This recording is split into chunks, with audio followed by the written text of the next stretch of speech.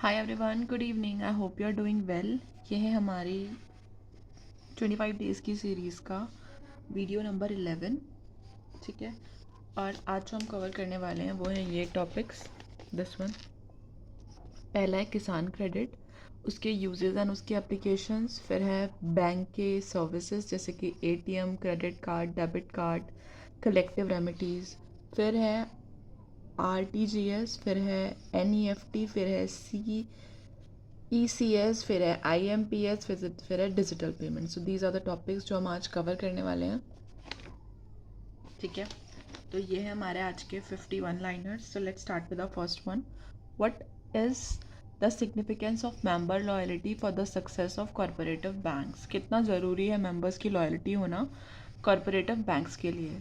देखो, लॉयल्टी तो सबसे ज़्यादा ज़रूरी है। ठीक है, देखो, it's provide a stable deposit base. उससे क्या होगा, एक स्टेबल डिपॉजिट बेस होगा और वो एक इनकरेज करेगा लोगों को ज़्यादा से ज़्यादा पार्टिसिपेट करने के लिए। देखो, stability and consistency is something which we are needed to win. ठीक है, now the next question is how do corporate bank address the issue of information asymmetry between the banks and its members? जो corporative banks होते हैं ना, उसमें जो issue address करते हैं, है ना, वो बैंक और उसके मेंबर्स के बीच में कैसे चल जाते हैं, मतलब वो कैसे इश्यूज जो हैं वो एड्रेस हो सकते हैं। देखो, सबसे पहली बात तो आपको ओपन कम्युनिकेशन रखना पड़ेगा मेंबर्स के साथ। उसके बाद है आपको ट्रांसपेरेंसी दिखानी पड़ेगी, मतलब कि कोई भी प्रोसेस है ना वो काफ़ी स्मूथली हो, उसमें कुछ बाइसनेस ना हो या कुछ उसमें कुछ एक्स्ट्रा फेवरिज्म ना हो, जो most of the corporate world में होता ही होता है। जो ये कॉपरेटिव बैंक्स होते हैं ना, इसमें भी होती है एक हद तक पार्शियलिटी, बट अगर ये ना हो और ओपन एंड डिस्कशन हो तो it will help. What is the potential for cooperative bank to collaborate with other financial institutions?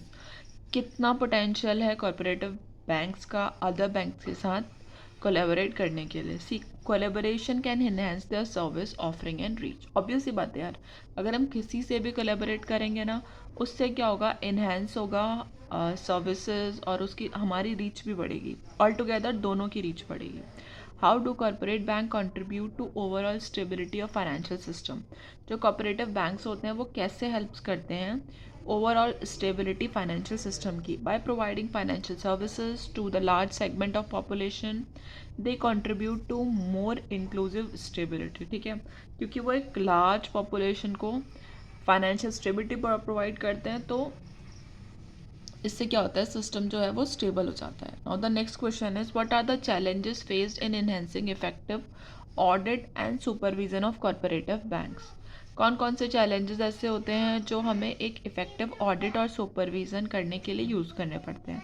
पहला है the large number of entity and variety regulatory framework post challenges. देखो, एंटिटीज़ काफ़ी सारी होती हैं और सबके रूल्स एंड रेगुलेशंस अलग अलग होते हैं, तो वो थोड़ा सा कॉरपोरेट करने में हमें प्रॉब्लम हो सकती है। How can corporate bank leverage technology to improve their governance practices? Obvious सी बात है, जैसे आजकल AI का काफ़ी ट्रेंड चल रहा है, ट्रेंड में क्या है वही है आजकल। ठीक है, तो ये सारी चीज़ें हैं, तो कैसे हम टेक्नोलॉजी से इसको इम्प्रूव कर सकते हैं? By using technology for transport, जैसे कि transparent records keeping, members communication and voting process. क्योंकि देखो, हम धोखाधड़ी तभी कर सकते हैं ना जब बैलेट पेपर में वोटिंग होगी। अगर ऑनलाइन हो रही है तो क्या ही कर लोगे आप उसमें भी चेंजेस हो जाते हैं, ऐसी बात नहीं है, बट एटलीस्ट एक फेयर वे तो है। अब देखो, now the next question is what is the role of corporate banks in promoting rural entrepreneurship? आजकल चल नहीं रहा है, हर घर से एक बिजनेसमैन निकल रहा है, काइंड ऑफ। ठीक है, तो ये क्या करते हैं, अब देखो, बिजनेस का मतलब होता है पैसा। अल्टीमेटली हमको बिजनेस बनाने के लिए भी पैसा चाहिए और हम बिजनेस करते भी पैसे के लिए ही हैं। ठीक है, और वो पैसा आएगा कहाँ से? वो हमें कॉर्पोरेटिव बैंक प्रोवाइड करता है by providing access to credit and financial support for rural business and startups. Business और स्टार्टअप्स में अंतर होता है। ठीक है, now how can corporate bank ensure the participation of youth in activities and governments. अब कॉर्पोरेटिव बैंक कैसे ensure कर सकता है कि जो यूथ है, मतलब जो एकदम यंग जनरेशन है, वो पार्टिसिपेट करे ही करे। वो उनको प्रोडक्ट ऑफर कर सकता है, वो उनको सर्विसेज ऑफर कर सकता है to young people and encourage their involvement in decision making. ठीक है, now the next question is what is the potential for corporate bank to play a greater role in climatic finance and sustainable development। एक potential corporative जो bank है वो क्या role play करता है एक अच्छा खासा फाइनेंस बनाने के लिए और स्टेबल डेवलपमेंट के लिए। ठीक है, significant by financing green projects and promoting sustainable practices among their members. वो ग्रीन प्रोजेक्ट्स करता है, मतलब फेयर प्रोजेक्ट्स करता है, और वो क्या करते हैं, सस्टेनेबल प्रैक्टिस ऑफर करते हैं उनके इनिशियली मेंबर्स के बीच में। Right, the next question is what is overarching vision for future of corporate banking in India. आप क्या सोचते हो? देखो, to strengthen them as member owned financial sound institutions that effectively serve their communities and contributes to inclusive growth. Now the next question is what is the primary ownership structure of a cooperative bank। देखो, owned होते हैं और controlled होते हैं उन्हीं के members. ये तो एक स्पेसिफिक फीचर्स है। What is the primary objective of a commercial bank. Commercial bank का प्राइमरी ऑब्जेक्टिव क्या होता है? Profit maximization for shareholders. Now the third one is RRB, regional rural bank. वे आर प्राइमरली स्टैब्लिश्ड टू, जो RRB होते हैं वो primarily established कैसे होते हैं? Serves the credit needs for rural population including agriculture and small businesses. वो क्या करते हैं, जो भी रूरल पॉपुलेशन की बेसिक नीड होती है ना, उसको वो लोग फुलफिल कर देते हैं। अब LAB ऑपरेट्स। LAB क्या होता है? Local area bank. वो लोकल एरिया से आप समझ रहे हो कि वो स्पेसिफिक जोग्राफिकल बाउंड्रीज के अंदर ही कंट्रीब्यूट करते हैं। ठीक है, which type of bank topically follow the principle of one member one vote. वैसे तो मैक्सिमम बैंक्स यही करते हैं, बट स्पेसिफिकली कॉर्पोरेटिव बैंक्स। ठीक है, who is the primary shear holder of regional rural bank. RRBs का प्राइमरी शेयर होल्डर कौन होता है? Sponsored bank, usually commercial bank, central bank and state government. Sponsored bank जो बेसिकली कमर्शियल बैंक ही होता है, central government भी और state government भी। आपको पता होगा कि इनको ना इन दोनों के रूल्स फॉलो करने पड़ते हैं। जो भी बैंकिंग रूल स्टेट गवर्नमेंट बनाएगी और जो भी बैंकिंग रूल सेंट्रल गवर्नमेंट बनाएगी। Now LAB, local area banks, aims to bridge the gap between. ये किसका गैप फिल करते हैं? स्मॉल लोकल बोरोइंग्स और formal formal financial institutions। Which type of bank has a wider geographical coverage, generally spanning across states or entire countries। किसकी ज़्यादा coverage होती है? Obviously बात है, कमर्शियल बैंक्स का काफ़ी अच्छा खासा कवरेज होता है, जो हम डिनाई नहीं कर सकते। ठीक है, the regulatory framework for commercial bank is primarily governed bye, कौन गवर्न करता है? The banking regulation act 1949 and the reserve bank of India. RBI के अंडर काम नहीं करोगे तो निकाल दिए जाओगे। वही होता है ना, हमें कुछ रूल्स एंड रेगुलेशंस फॉलो करने पड़ते हैं, अगर हम वो नहीं करते तो we are out of the box. Now regional rural bank RRBs are regulated and supervised by, इसको RBI करती है और NABARD करता है।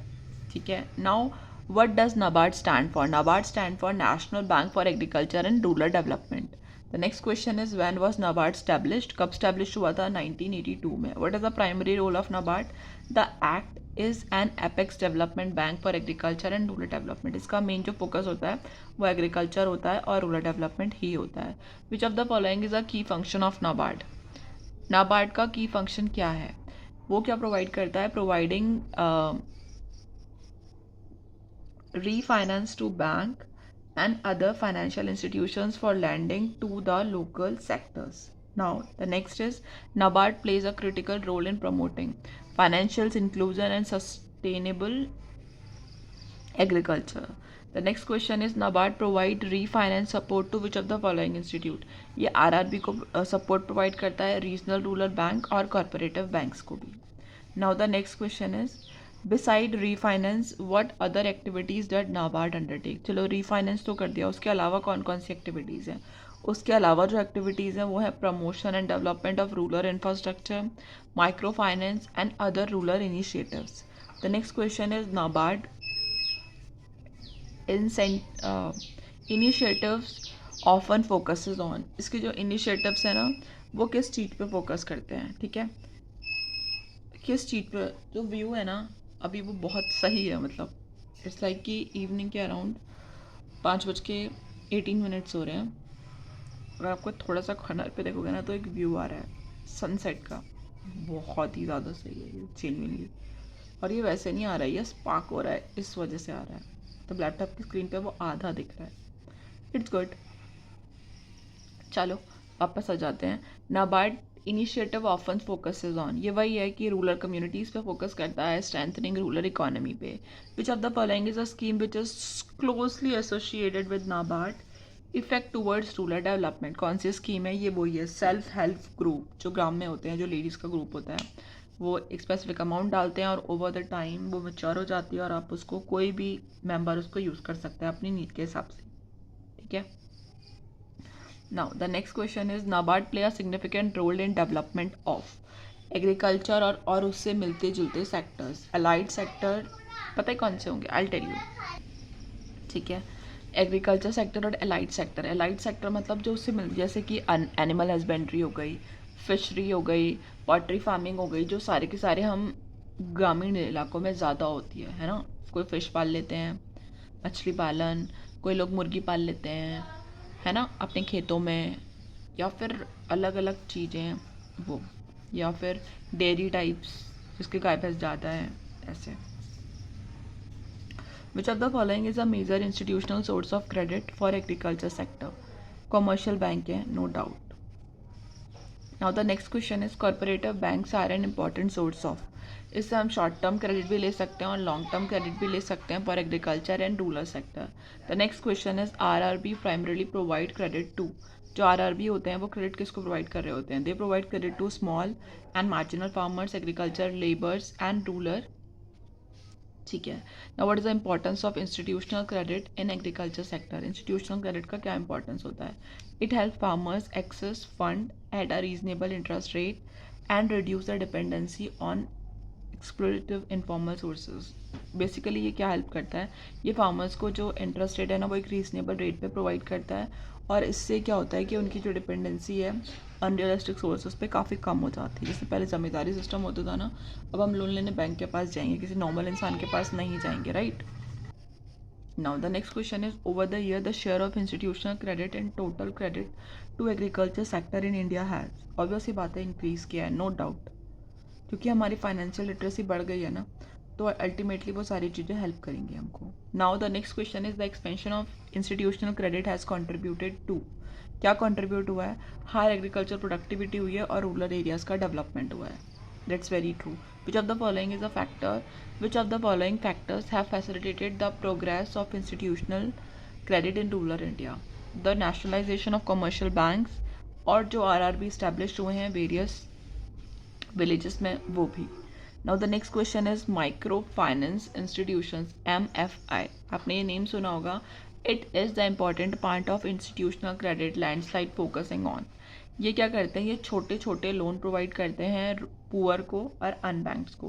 Provide small loans to poor and unbanked, मतलब जिनको बेसिकली नॉलेज नहीं होती इस चीज़ की.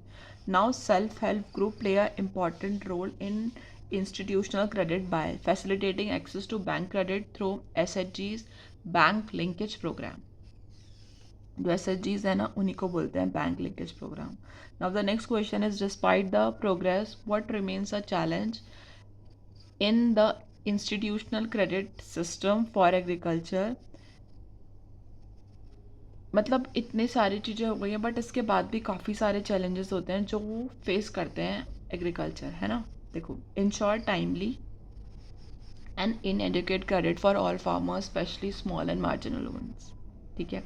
मतलब बेसिकली ना फिर भी उनको स्पेसिफिक अमाउंट मिल नहीं पाता है इतनी सारी चीज़ों के बाद भी. What is the primary objective of KCC, किसान क्रेडिट कार्ड? इसका प्राइमरी ऑब्जेक्टिव क्या होता है? ताकि सही टाइम पे लोन प्रोवाइड हो जाए फार्मर्स को. क्रेडिट मतलब वही है. to provide timely and adequate credit to the farmers for their cultivation and other needs. The Kisan Credit Card KCC scheme was introduced in, ये कब introduce हुई थी? ये हुई थी 1990 में. Now the next question is Kisan Credit Card is issued by, कौन issue करता है? Commercial bank, corporate bank and regional rural bank. The next question is what can farmer primarily use the credit obtained through KCC for? किस चीज़ के लिए इसका use कर सकते हैं? वो इससे शीट खरीद सकते हैं, फर्टिलाइजर्स खरीद सकते हैं, पेस्टिसाइड्स खरीद सकते हैं, मतलब अनाज बोने के लिए खरीद सकते हैं, बीज खरीद सकते हैं, खाद वगैरह खरीद सकते हैं, और जो भी जैसे कीटनाशक वगैरह होती है वो पेस्टिसाइड्स वगैरह वो चीज़ें खरीद सकते हैं.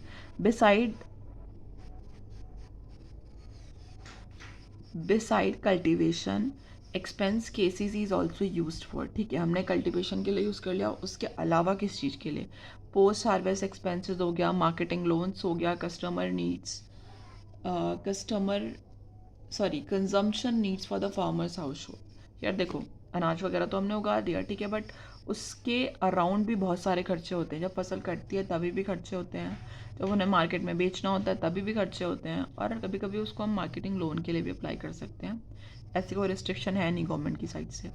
The credit limit under KCC scheme is determined on the basis of, देखो हम किस टाइप की फसल, the scale of farming, cropping pattern and household. फिर उसके बाद है repaying schedule for KCC loan are typically aligned with the harvesting cycle crops. ठीक है.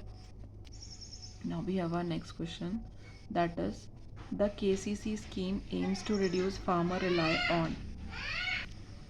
जो KCC स्कीम होती है ना, वो क्या करती है कि जो फार्मर का रिलायंस है वो informal source of credit like money lenders. What is the key benefit of KCC scheme for the farmers? उनको टाइमली क्रेडिट मिल जाता है और इतना ज़्यादा मतलब जब ज़बरदस्ती का हासिल नहीं करना पड़ता. Now the next question is द KCC scheme has contributed to, किससे कंट्रीब्यूट किया है? इन्होंने कंट्रीब्यूट किया है increased institutional credit follows to the agriculture sector. ये हैं 51 लाइनर्स, बट इस टॉपिक के अभी और भी क्वेश्चंस बचे हैं. इसके बाद एक और वीडियो आएगा जिसमें अप्रॉक्सीमेटली 54 क्वेश्चंस होंगे, और उसी के साथ ये जो क्रेडिट कार्ड वाला टॉपिक है ना, ये ख़त्म हो जाएगा, और उसके बाद कॉमर्स के सारे टॉपिक स्टार्ट हो जाएंगे. So stay focused, stay connected, keep supporting, keep studying, and do like, comment and let me know how this video is helping you. Thank you. Let's meet in the next video. और उसमें ये वाला जो unit number 3 है ना, वो सारी की सारी कवर हो जाएगी. उसके बाद पूरा का पूरा कॉमर्स सेक्शन स्टार्ट होगा, और बैक टू बैक कॉमर्स पे वीडियोस आएंगी. And I will try to stay consistent कि मैं डेली एक वीडियो डालूँ जिसमें 50 MCQs हों, 51 लाइनर्स हों, क्योंकि पता है MCQs के आंसर्स ढूंढना बहुत टफ हो जाता है, और 1 लाइनर्स आपको पता है एग्जैक्टली आंसर्स. बहुत बार क्वेश्चन पेपर में नहीं होता, हम क्वेश्चन पढ़ते हैं और हमको आंसर पता होता है. मेरे को ये चाहिए कि आपको वीडियोस देखने के बाद ऐसे आंसर्स याद आए, आपको सोचना ना पड़े ज़्यादा. ठीक है. So stay connected and keep studying. मिलते हैं नेक्स्ट वीडियो में. ओके.